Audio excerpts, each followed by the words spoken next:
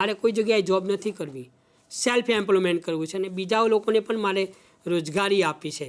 તો આવો જે નવો ઉદ્યોગ સાહસિક પોતાનું ઉદ્યોગ સ્થાપવા માગે છે એવા વ્યક્તિને બેન્કોનું રાષ્ટ્રીયકરણમાં એક મહત્ત્વનું હતું કે આવા વ્યક્તિને પ્રોત્સાહન આપવું, એને વિશિષ્ટ સવલતો આપી, વિશિષ્ટ પ્રકારનું ધિરાણ આપવું એની જરૂરિયાત પ્રમાણે, અને એ રીતે એક મહત્ત્વની કામગીરી અહીંયા નવા ઉદ્યોગ સાહસિકોને પ્રોત્સાહન આપવાનો એક મહત્ત્વનો હેતુ હતો. ત્યાર પછી એનો હેતુમાં જોઈએ તો બેંકના કર્મચારીઓને તાલીમની સગવડ આપવી. બેંકના કર્મચારીઓને તાલીમ આપવી જરૂરી બને છે. Training, theoretical work plus practical work, એટલે કે બંને પ્રકારની તાલીમ આપીને બેંકના કર્મચારીઓને સારામાં સારા તૈયાર કરવા. તમે જો કર્મચારીને તૈયાર કરવો એક મહત્ત્વની બાબત છે. સારો હોશિયાર કર્મચારી એ તમારા માટે એક મિલકત સમાન બને છે, એક એસેટ બને છે. તો આવું એસેટ તૈયાર કરવી, બેંકમાં સારામાં સારા ક્વોલિટેટિવ નિષ્ણાત એક્સપર્ટ માણસો તૈયાર કરવા તાલીમ આપીને, તો એ પણ એક મહત્ત્વની બાબત તરીકે અહીંયા સ્વીકારવામાં આવે. એની નોકરીની શરતોમાં પણ ફેરફાર કર્યો. આ રાષ્ટ્રીયકરણના હેતુ હતા. ત્યાર પછી જોઈએ તો અગ્રિમ ક્ષેત્ર માટે બેંક ધિરાણ ઉપલબ્ધ બનાવવું. મહત્ત્વના જે ક્ષેત્રો છે કે જેનો વિકાસ થાય તો અનેક લોકોને ફાયદો થશે, તો એવા ક્ષેત્રોમાં મહત્ત્વનું મૂડીરોકાણ કરવું અને એવા ક્ષેત્રોમાં ધિરાણ આપવું. આપણે જોઈએ તો આપણો ભારત એક ખેતી પ્રધાન દેશ છે. ખેતી પ્રધાન છે, મહત્ત્વના વ્યક્તિઓ ખેતી કરે છે, તો આવા ખેતીનું જે કામ કરે છે એમને ધિરાણ આપવું. અત્યારે અનેક પ્રકારની ફેસિલિટીઓ, ક્રેડિટ કાર્ડ છે, બેંક વીમો છે, આ બધું આપવામાં આવે છે. તો એ ખેડૂતોને ધિરાણ આપવું. ઇમ્પોર્ટ એક્સપોર્ટ એટલે કે નિકાસમાં એક્ઝિમ પોલિસીને લગતી બાબતોમાં જરૂર હોય ત્યાં પણ મદદ કરવી. નાના ઉદ્યોગોને ધિરાણ આપવું. આ બધા મહત્ત્વના હેતુઓને ધ્યાનમાં રાખીને રાષ્ટ્રીયકરણનો એક મહત્ત્વનો હેતુ હતો. ત્યાર પછી જે તે ગ્રામીણ વિસ્તારમાં બેન્કિંગની સગવડ ઊભી કરી. રૂરલ એરિયા, જે ગ્રામીણ વિસ્તારો છે એમાં બેન્કિંગની સગવડ આપવી.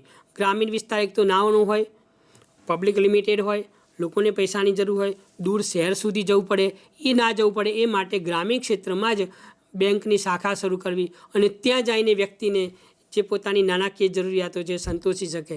એ રીતે આ એક ગ્રામીણ ક્ષેત્ર સુધી બેંકોનો વિકાસ કરવો અને બેંકની શાખાઓને ત્યાં સુધી પહોંચાડવી, એ એક આ મહત્ત્વનો એક બેન્કિંગ રાષ્ટ્રીયકરણનો એક મહત્ત્વનો હેતુ આપણે અહીંયા કહી શકાય.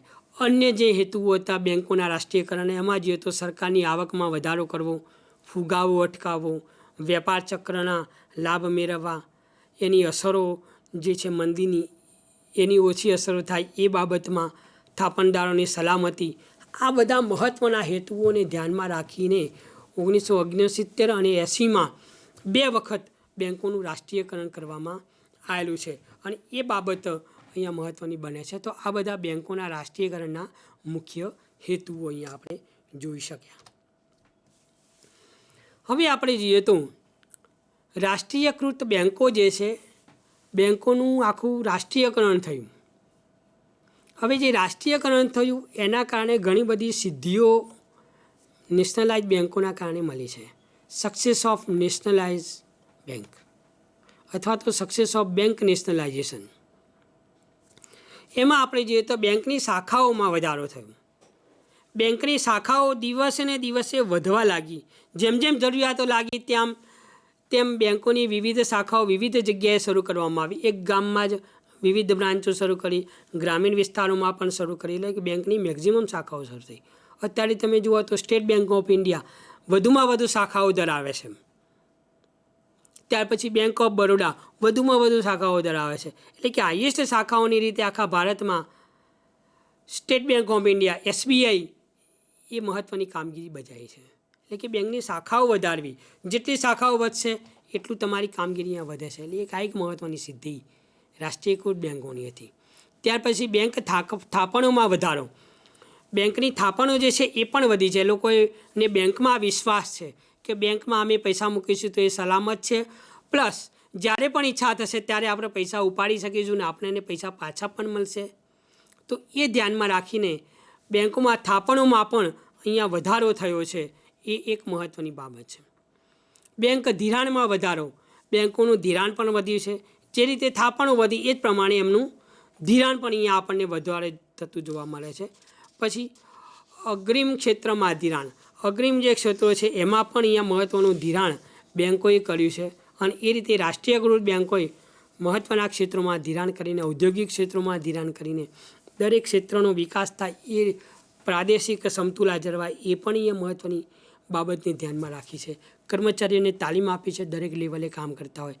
પછી એ વ્યક્તિ કાશ્મીરમાં હોય કે કન્યાકુમારીમાં હોય, કોઈ પણ જગ્યાએ હોય, એક સરખા કર્મચારીઓ, એક સરખી એમને તાલીમ આપવામાં આવે છે અને એક જ સરખી રૂલ્સ અને રેગ્યુલેશનથી કામગીરી થાય છે. બેન્કોમાં નવીનીકરણ, ઇનોવેશન. બેન્કોમાં નવીનીકરણની પદ્ધતિઓ સ્વીકારવામાં આવી, નવી ટેકનોલોજીનો ઉપયોગ થયો. આ રીતે રાષ્ટ્રીયકૃત બેન્કોએ વિવિધ સિદ્ધિઓ હાંસલ કરી અને ટોપ લેવલ સુધી એમને મહત્ત્વની કામગીરીઓમાં સિદ્ધિઓ હાંસલ કરી છે. અને એ રીતે બેન્કોમાં રાષ્ટ્રીયકૃત બેન્કની આ બધી આપણે સિદ્ધિઓ આપણે કહી શકાય. આ દરેકની આંકડાકીય માહિતીઓ પર છે, પણ અહીંયા આપણે સમયના અભાવે આંકડાકીય માહિતીઓ આપણે અહીંયા લઈ શકીએ એમ નથી. એટલે કે વિવિધ આંકડાકીય માહિતીઓ પણ તમે અહીંયા લો તો અહીંયા સિદ્ધિઓ કેટલી છે એ બધી તમને અહીંયા નજર સામે તમને જોઈ શકાય. હવે આપણે બીજો એક મુદ્દો લઈએ તો રાષ્ટ્રીયકૃત બેન્કોની સમસ્યાઓ, પ્રોબ્લેમ્સ ઓફ નેશનલાઇઝ બેન્ક. સિદ્ધિઓ જોઈ એ જ પ્રમાણે એની મર્યાદાઓ અથવા તેની સમસ્યાઓ કઈ છે. રાષ્ટ્રીયકૃત બેન્કોના કારણે વિવિધ સમસ્યાઓ થઈ, પ્લસ બેન્કોને પણ વિવિધ પ્રશ્નો હતા. એટલે કે અહીંયા સમસ્યાઓ એ મહત્ત્વની બાબત બને છે. તો આવી રાષ્ટ્રીયકૃત બેન્કોની જે સમસ્યાઓ છે એ આપણે હવે જોઈએ. તો સૌથી પહેલાં આપણે જોઈએ તો પ્રાદેશિક અસમતુલા. રાષ્ટ્રીયકૃત બેન્કોમાં થયું એના કારણે ઘણી વખત શું થયું છે, પ્રાદેશિક અસમતુલા સર્જાઈ કે અમુક રાજ્યોનો વિકાસ વધારે થયો, જ્યાં હાઈએસ્ટ બેન્કિંગનું કામ થયું ત્યાં પ્રાદેશિક વિકાસ વધારે થયો, જ્યાં લોકોનું થાપણ, જ્યાં કોઈની આવક ઓછી હતી એમને ઓછું મૂડીરોકાણ કર્યું, ઓછું એમને ધિરાણ મેળવ્યું, એના કારણે પ્રાદેશિક જે વિકાસ સમતોલ થવો જોઈતો હતો એના કારણે એની જગ્યાએ અસમતુલા ઊભી થઈ. તો પ્રાદેશિક અસમતુલા એ બેન્કોની એક મહત્ત્વની સમસ્યા બની કે એક જ સરખી ધિરાણ પોલિસી છે પણ પ્રાદેશિક અસમતુલા છે, એક સરખો વિકાસ નથી, એના કારણે એક સરખી પોલિસીનો અમલ કરવાનો પણ અહીંયા પ્રશ્નો ઊભા થયા. બંને લેવલે પ્રશ્નો ઊભા થયા, પ્રાદેશિક અસમતુલા. ત્યાર પછી આપણી નીચી કાર્યક્ષમતા ઓછી થઈ, ઘટી. અપૂરતી બેન્કિંગ સગવડ, બેન્કિંગ અવર્સ દરમિયાન જ તમારે બેંકમાં જવાનું, ત્યાર પછી જશો તો તમને હવે આવતીકાલે આવવાનું થશે. એટલે અપૂરતી બેન્કિંગ સગવડ હતી. આ એક મહત્ત્વની સમસ્યા હતી બેંકમાં. અત્યારે તમે જુઓ તો આનું નિરાકરણ થઈ ગયું છે. તમારે જ્યારે જોઈએ ત્યારે તમે એટીએમમાં જઈને પૈસા ઉપાડી શકો, ચેક ટ્રાન્સફર કરી શકો, પૈસા ટ્રાન્સફર કરી શકાય છે. એટલે આ બેન્કિંગ અત્યારે એ સમસ્યા નથી, પણ અપૂરતી બેન્કિંગ સગવડ એ જે તે સમયે એક પ્રશ્ન હતો. ગ્રાહક સેવાઓમાં બેદરકારી. ગ્રાહક સેવાઓમાં પણ ઘણી બધી બેદરકારી રાખવામાં આવતી હતી કે રાષ્ટ્રીયકૃત બેન્ક છે, નફો થશે કે નહીં થાય, ધિરાણ વધશે કે ઘટશે, આપણને કોઈ ફેર પડવાનો નથી. એ રીતે જે કામ થતી હતી એ પણ એક મહત્ત્વની મર્યાદા હતી. તો અપૂરતી આંકડાકીય માહિતીઓનો અભાવ, પૂરતી માહિતી આંકડાકીય મળી રહેતી નથી. અગ્રિમ ક્ષેત્રમાં અપૂરતું ધિરાણ, ખેતી ક્ષેત્રમાં વધુ ધિરાણની જરૂર છે પણ ત્યાં પૂરતું ધિરાણ નથી થતું. કોઈને નવો ઉદ્યોગ સ્થાપવો છે પણ અમુક ડોક્યુમેન્ટ્સ વગેરેની આપણે જરૂર છે, ઉદ્યોગ પૂરતો વિકાસ નથી થતો. તો આ બધું અપૂરતું ધિરાણની પણ વિવિધ મર્યાદાઓ હતી. વસૂલાતનું ઓછું પ્રમાણ. બેન્કોએ જે ધિરાણ કર્યું છે એની સામે એમને હપ્તા રેગ્યુલર મળવા જોઈએ, EMI જેને આપણે કહીએ છીએ અત્યારે, એવરી મંથ ઇન્સ્ટોલમેન્ટ, EMI. એટલે કે જે આપણે ધિરાણ આપ્યું છે એની સામે દર મહિને પૂરતા EMI સામે આવવા જોઈએ. તો વસૂલાતનું પ્રમાણ ઓછું હતું. લોકો લોન લઈ જાય પાછી ભરે નહીં, પ્રશ્નો ઊભા થયા, ઘણા બધા ક્વેશ્ચન માર્ક અહીંયા ઊભા થયા, પ્રશ્નો. તો આ પણ એક મહત્ત્વનું કારણ હતું, મહત્ત્વનો પ્રશ્ન હતો બેન્કો માટે. માંદા ઉદ્યોગોને ધિરાણ, બિઝનેસ સિકનેસ, જે ઉદ્યોગો માંદગીમાં ચાલે છે એમને ધિરાણ કર્યું હોય, ઉદ્યોગ જ માંદગીમાં ચાલે છે તો ધિરાણ કરીએ પાછું ક્યારે આવશે, પ્રશ્નાર્થ ઊભો થાય છે. તો અહીંયા એક સમસ્યા ઊભી થતી. તો માંદા ઉદ્યોગોને ધિરાણ કરવામાં પણ રાષ્ટ્રીયકૃત બેન્કોને સમસ્યાઓ હતી કે ધિરાણ કરીશું પાછી પરત આવવાની શક્યતા કેટલી, એની તમે ગણતરી કરો તો અહીંયા ખબર પડે કે આ એક પ્રશ્ન છે બેન્કો માટે. તો એ પણ એક મહત્ત્વની બાબત છે. પછી બેન્કોના ખોટા ખર્ચાઓ, બેન્કોના વિવિધ પ્રકારના ખર્ચાઓ જે છે એ પણ ઘણા બધા એમના વધી ગયા હતા. તો એ ખોટા ખર્ચાઓ પણ અહીંયા મહત્ત્વના બન્યા. ફુગાવો તમે જુઓ, દિવસે ને દિવસે ભાવ વધારો થાય, નાનાની જે ખરીદ શક્તિ છે ઘટતી જાય, એના કારણે પણ અહીંયા વિવિધ પ્રકારના પ્રશ્નો ઊભા થયા છે રાષ્ટ્રીયકૃત બેન્કોમાં. એટલે કે ફુગાવાના કારણે પણ વિવિધ સમસ્યાઓ અહીંયા સર્જાઈ છે. ઓછી નફાકારકતા, બેન્કોની નફાકારકતા ઘણી. ધિરાણ આપ્યું, હપ્તા આવતા નથી, ધિરાણ મેળવ્યું છે એના પર વ્યાજ આપવાનું છે, વહીવટી ખર્ચાઓ કરવાના છે, પગાર ચૂકવવાનો છે, રોજબરોજના ખર્ચાઓ કરવાના છે. આ બધાને પહોંચી વળવું પડે છે. અને એને બધી ગણતરી કરતાં બેંકની નફાકારકતા જે હતી એ હાઈએસ્ટ લેવલે હોવી જોઈએ. એની જગ્યાએ નફાકારકતામાં શું થયો? ઘટાડો થયો. તો આ પણ એક મહત્ત્વની સમસ્યાઓ બેન્કોમાં હતી. વિવિધ સમસ્યાઓ બેન્કોમાં ઘણી બધી ઉદ્ભવી અને રાષ્ટ્રીયકૃત બેન્કોમાં આ બધી જે સમસ્યાઓ ઉદ્ભવી એ તમામ સમસ્યાઓ તમે જુઓ તો બહુ મોટું ડિસ્કશન દરેક મુદ્દાઓ પર આપણે થઈ શકે એમ છે. અને ઘણા બધા ચર્ચાના વિષયો છે. આ બધા ગહન ડિસ્કશન, વિવિધ આંકડાકીય ડિટેલ સાથે આપણે અહીંયા થઈ શકે. જેટલું ડીપમાં તમે જાઓ એટલું તમને આ દરેક મુદ્દા પર તમને અહીંયા ખ્યાલ આવી શકે. તો આવી બધી વિવિધ રાષ્ટ્રીયકૃત બેન્કોની આ બધી સમસ્યાઓ એ મહત્ત્વની બની. અને એ સમસ્યાઓની સાથે સાથે આપણે જોઈએ તો બેન્કો માટે એક મહત્ત્વનો મુદ્દો અત્યારે હાલ જે છે વર્તમાન સમયે હાલનો બર્નિંગ ઇસ્યુ જેને કહેવાય એ હવે આપણે જોઈએ તો બિનવળતરદાયી અસ્કામતો, NPA જેને કહેવાય છે, issue of non performing asset, NPA. અત્યારે આપણે જોઈએ તો રોજ ટીવી સમાચારમાં, ન્યૂઝપેપરમાં, વિવિધ જગ્યાએ તમને નાણાકીય વિશ્લેષણમાં, આર્થિક સર્વેમાં વિવિધ જગ્યાએ તમને આ NPAનો મુદ્દો મહત્ત્વનો બને છે. એટલે કે બેન્કોમાં બિનવળતરદાયી અસ્કામતોનું પ્રમાણ દિવસે ને દિવસે વધતું જાય છે. હવે એના માટે શું કરવું? શા માટે આવા પ્રશ્નો ઊભા થયા? અહીંયા આપણે આમાં 3 મુદ્દાઓ આપણે જોઈશું કે એનો અર્થ, પછી એના કારણો અને એનું સારામાં સારું સંચાલન કઈ રીતે કરી શકાય. બિનવળતરદાયી અસ્કામતો, નોન પરફોર્મિંગ અસેટમાં.